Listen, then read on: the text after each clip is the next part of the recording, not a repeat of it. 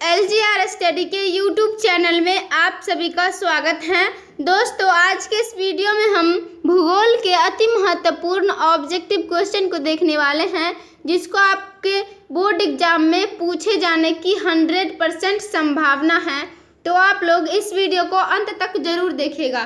तो चलिए शुरू करते हैं आज का पहला प्रश्न। आज का पहला प्रश्न है, निम्नलिखित में से कौन सा एक स्थलबद्ध पोताक्षर है? विशाखापट्टनम, एन्नौर, मुंबई या हल्दिया। दोस्तों, आप लोग को बता दें, इन सभी में से जो सही आंसर होगा ये आपका बिल्कुल ही सही आंसर होगा, क्योंकि विशाखापट्टनम एक स्थलबद्ध पोताक्षर है।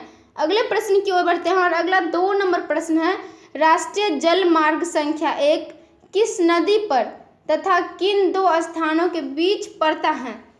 दोस्तों, आप लोग को बता दें, इन सभी में से जो सही आंसर होगा बी आपका बिल्कुल ही सही आंसर होगा, क्योंकि राष्ट्रीय जल मार्ग संख्या 1 गंगा नदी पर हल्दिया और इलाहाबाद के बीच पड़ता है। अगले प्रश्न की ओर बढ़ते हैं और अगला 3 नंबर प्रश्न है, भारतीय रेल प्रणाली को कितने मंडलों में विभाजित किया गया है? 9, 16, 12 या 14। दोस्तों, आप लोग को बता दें, इन सभी में से जो सही आंसर होगा बी आपका बिल्कुल ही सही आंसर होगा, क्योंकि भारतीय रेल प्रणाली को 16 मंडलों में विभाजित किया गया है। अगले प्रश्न की ओर बढ़ते हैं और अगला 4 नंबर प्रश्न है, निम्नलिखित में से किस वर्ष में पहला रेडियो कार्यक्रम प्रसारित हुआ था? 1911, 1923, 1927 या 1936। दोस्तों, आप लोग को बता दें, इन सभी में जो सही आंसर होगा बी आपका बिल्कुल ही सही आंसर होगा, क्योंकि वर्ष 1927 में पहला रेडियो कार्यक्रम प्रसारित हुआ था। अगले प्रश्न की ओर बढ़ते हैं और अगला 5 नंबर प्रश्न है, भारत के 4 महानगरों को जोड़ने वाली सड़क है? सीमांत मार्ग, ट्रांस मेट्रो सड़क, एक्सप्रेस वे या स्वर्णिम चतुर्भुज मार्ग। इन सभी में से जो सही आंसर होगा डी आपका बिल्कुल ही सही आंसर होगा, क्योंकि भारत के 4 महानगरों को जोड़ने वाली सड़क स्वर्णिम चतुर्भुज मार्ग है। अगले प्रश्न की ओर बढ़ते हैं और अगला 6 नंबर प्रश्न है, भार के विचार से किस पदार्थ का परिवहन सबसे अधिक होता है? कोयला, खाद्यान्न, लौह अयस्क या इस्पात। इन सभी में से जो सही आंसर होगा ये आपका बिल्कुल ही सही आंसर होगा, क्योंकि भार के विचार से कोयला का परिवहन अधिक होता है। अगले प्रश्न की ओर बढ़ते हैं और अगला 7 नंबर प्रश्न है, किस नगर में रेलगाड़ी जमीन के अंदर सुरंग में चलती हैं? हैदराबाद, मुंबई, कोलकाता या चेन्नई। दोस्तों, आप लोग को बता दें, इन सभी में से जो सही आंसर होगा सी आपका बिल्कुल ही सही आंसर होगा, क्योंकि कोलकाता नगर में रेलगाड़ी जमीन के अंदर सुरंग में चलती हैं।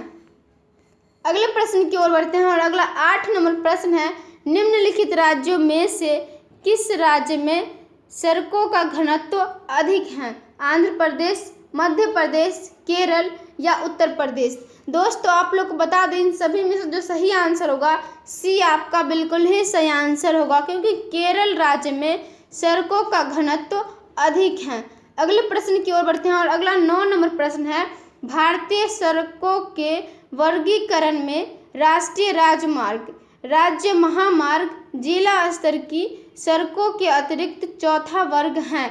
अंतर्राष्ट्रीय मार्ग, ग्रैंड ट्रक रोड, ग्रामीण सड़कें या चौड़ी सड़कें। दोस्तों, आप लोग को बता दें, इन सभी में जो सही आंसर होगा सी आपका बिल्कुल ही सही आंसर होगा, क्योंकि भारतीय सड़कों के वर्गीकरण में राष्ट्रीय राजमार्ग, राज्य महामार्ग, जिला स्तर की सड़कों के अतिरिक्त ग्रामीण सड़कें चौथा वर्ग हैं। अगले प्रश्न की ओर बढ़ते हैं और अगला 10 नंबर प्रश्न है, राष्ट्रीय राजमार्गों के निर्माण का उत्तरदायित्व किस पर है?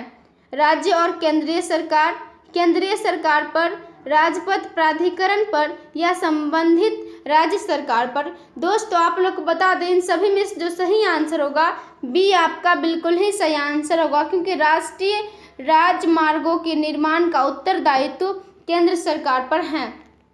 अगले प्रश्न की ओर बढ़ते हैं और अगला 11 नंबर प्रश्न है, किस नदी में नाव नहीं चल सकती? ब्रह्मपुत्र, नर्मदा, गोदावरी या चेनाब। इन सभी में से जो सही आंसर होगा बी आपका बिल्कुल ही सही आंसर होगा, क्योंकि नर्मदा नदी में नाव नहीं चल सकती। अगले प्रश्न की ओर बढ़ते हैं और अगला 12 नंबर प्रश्न है, निम्नलिखित राज्यों में किसमें जवाहरलाल नेहरू समुद्री पतन अवस्थित है? केरल, कर्नाटक, महाराष्ट्र या गुजरात? इन सभी में से जो सही आंसर होगा सी आपका बिल्कुल ही सही आंसर होगा, क्योंकि महाराष्ट्र राज्य में जवाहरलाल नेहरू समुद्री पतन अवस्थित हैं। अगले प्रश्न की ओर बढ़ते हैं और अगला 13 नंबर प्रश्न है, निम्नलिखित में कौन सूचना प्रौद्योगिकी केंद्र है? चंडीगढ़, कोलकाता, बंगलौर या दिल्ली? इन सभी में से जो सही आंसर होगा सी आपका बिल्कुल ही सही आंसर होगा, क्योंकि बंगलौर सूचना प्रौद्योगिकी का मुख्य केंद्र है। और दोस्तों आप लोग को बता दें कि सूचना प्रौद्योगिकी, सॉफ्टवेयर और सेवा उद्योग को ज्ञान आधारित उद्योग भी कहा जाता है। अगले प्रश्न की ओर बढ़ते हैं और अगला 14 नंबर प्रश्न है, उत्तर दक्षिण गलियारा जोड़ता है। दोस्तों आप लोग को बता दें इन सभी में से जो सही आंसर होगा सी आपका बिल्कुल ही सही आंसर होगा, क्योंकि उत्तर दक्षिण गलियारा श्रीनगर को कन्याकुमारी से जोड़ता है।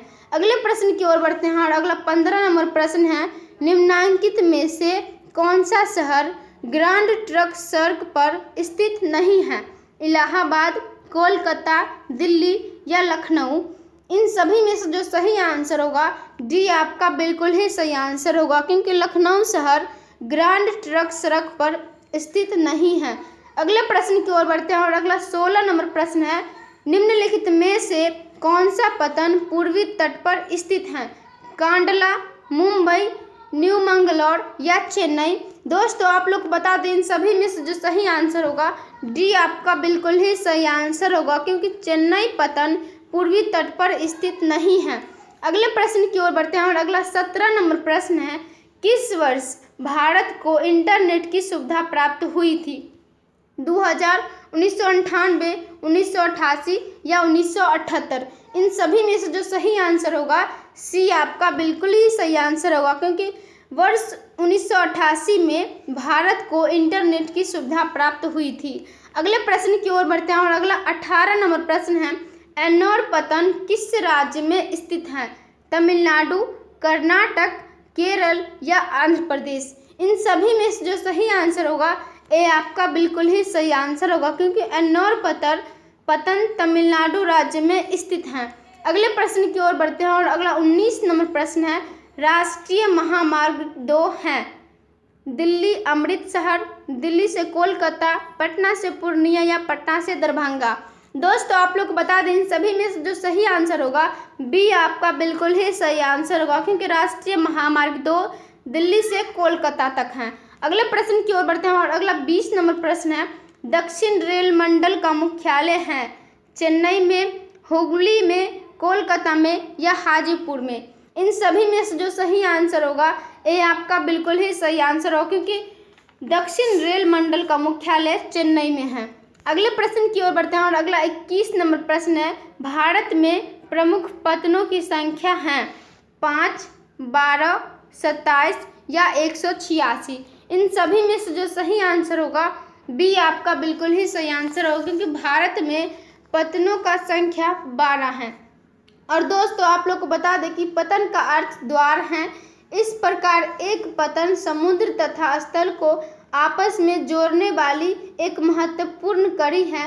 पतन वह तटीय स्थल है जहां से जहाज यात्रा आरंभ या समाप्त करते हैं, जहां जहाज़ों के ठहरने, सामान उतारने तथा लादने की भी व्यवस्था होता है। अगले प्रश्न की ओर बढ़ते हैं और अगला 22 नंबर प्रश्न है, भारत में वायु परिवहन की शुरुआत हुई 2001 में, 1911 में, 1921 में या 1931 में? दोस्तों आप लोग को बता दें इन सभी में से जो सही आंसर होगा बी आपका बिल्कुल ही सही आंसर होगा, क्योंकि भारत में वायु परिवहन की शुरुआत 1911 ईस्वी में हुई थी। और दोस्तों आप लोग को बता दें कि भारत में वायु परिवहन सेवा की शुरुआत 1911 ईस्वी में इलाहाबाद से नैनी के बीच की गई थी। और आप लोग को ये भी बता दें कि वायु परिवहन सबसे तीव्र गति साधन है। यह राष्ट्रीय और अंतर्राष्ट्रीय परिवहन के लिए सर्वाधिक उपयुक्त है। अगले प्रश्न की ओर बढ़ते हैं और अगला 23 नंबर प्रश्न है, कोलकाता पतन किस नदी पर अवस्थित है? महानदी, हुगली में, सोन में या नर्मदा में? दोस्तों आप लोग को बता दें इन सभी में जो सही आंसर होगा बी आपका बिल्कुल ही सही आंसर होगा, क्योंकि कोलकाता पतन हुगली नदी पर अवस्थित है। अगले प्रश्न की ओर बढ़ते हैं और अगला 24 नंबर प्रश्न है, भारत का विशालतम कंटेनर पतन है? कांडला, हल्दिया, जवाहरलाल नेहरू या मुंबई? दोस्तों आप लोग को बता दें इन सभी में से जो सही आंसर होगा सी आपका बिल्कुल ही सही आंसर होगा, क्योंकि भारत का विशालतम कंटेनर जवाहरलाल नेहरू पतन है। अगले प्रश्न की ओर बढ़ते हैं और अगला 25 नंबर प्रश्न है, निम्न व्यापार समूहों में से भारत किसका एक सह सदस्य है? साफ्टा, आसियान या? दोस्तों आप लोग को बता दें इन सभी में से जो सही आंसर होगा ए आपका बिल्कुल ही सही आंसर होगा, क्योंकि भारत एक साफ्टा का सह सदस्य है।